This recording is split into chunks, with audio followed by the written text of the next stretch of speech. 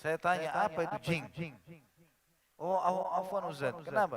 Ini biasa teman-teman saling panggil anjing. Biasa teman-teman saling panggil anjing.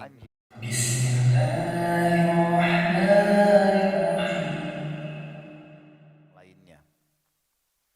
Yang ke-12, tidak boleh menggunjing, menghina, mencela, mengolok-olok, menjulukinya dengan panggilan yang buruk dan tidak menceritakan perkataannya untuk merusak hubungannya dengan orang lain. Ini tentu hampir semakna ya. Menghina, mencela, mengolok-olok, ya, ini semua dan memanggilnya dengan julukan buruk ini semakna sebenarnya, hampir sama. Dengan isyarat mata kah, dengan mencontohkan kekurangannya kah, dengan apa sajalah. Ya. Allah berfirman di dalam Al-Quran melarang itu semua dalam surah Al-Hujurat ayat 12. A'udzu billahi minasyaitonir rajim. Tentu lebih baik kita baca dari ayat 11. Bagi teman-teman yang pegang buku, Syekh Abu Bakar rahimahullah menulis ayat 12 baru ayat 11. Kita akan baca ayat 11 sampai ayat 12 supaya berurut. A'udzu billahi minasyaitonir rajim. Ya ayyuhalladzina amanu la yaskhar qaumun min qaumin asa an yakunu khairan minhum wala nisa'un min nisa' wala nisa'un min nisa'in asa an yakunna khairan minhun wala talmizu anfusakum wala tanabazu bil alqab bi'sal ismul fusuq ba'dal iman wa man lam yatub fa ulaika humul zalimun. Hai orang-orang beriman, jangan sekali-kali satu kaum, satu suku, satu negara mengolok-olok kaum yang lain.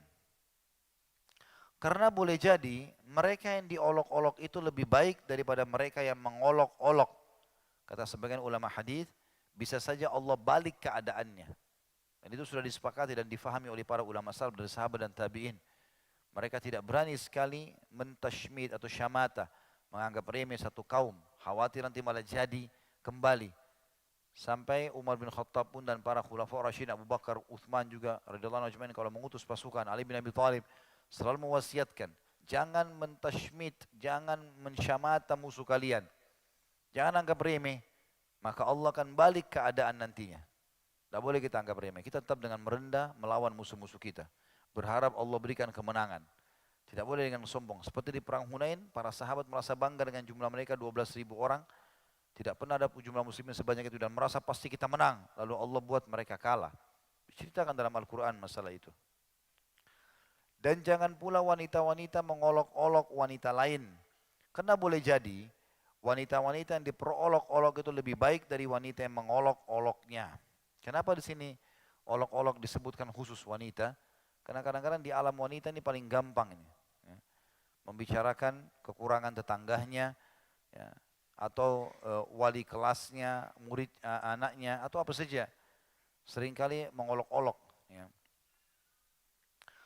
Dan juga janganlah kalian mencelah diri kalian sendiri. Tidak boleh kita mengatakan kenapa saya jelek, kenapa saya begini, kenapa saya begitu.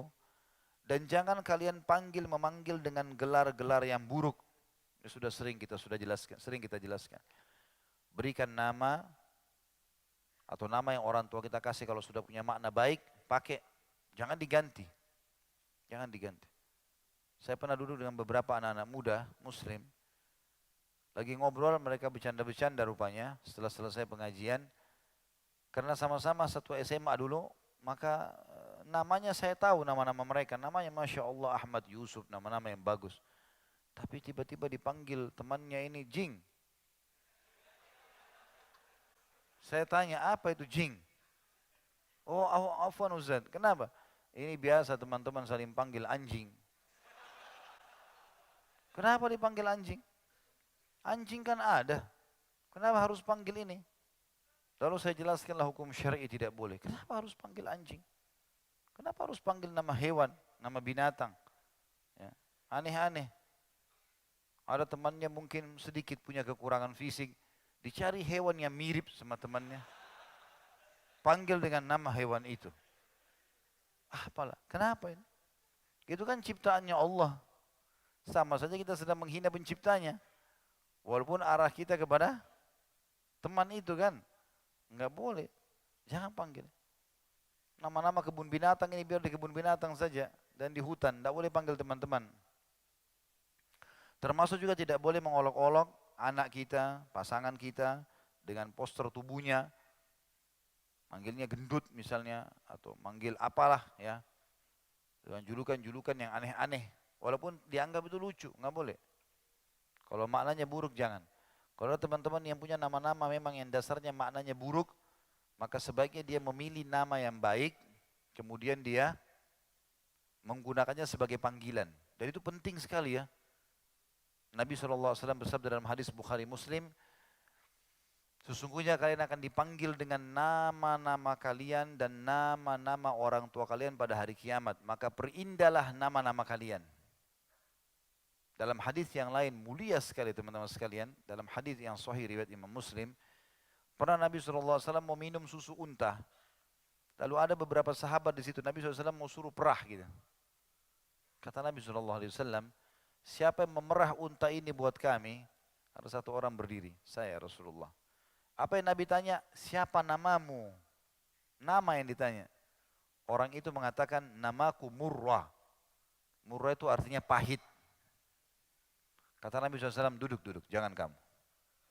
Siapa yang mau perahkan buat kami? Berdiri satu lagi, saya Rasulullah. Siapa namamu? Nama saya Harb.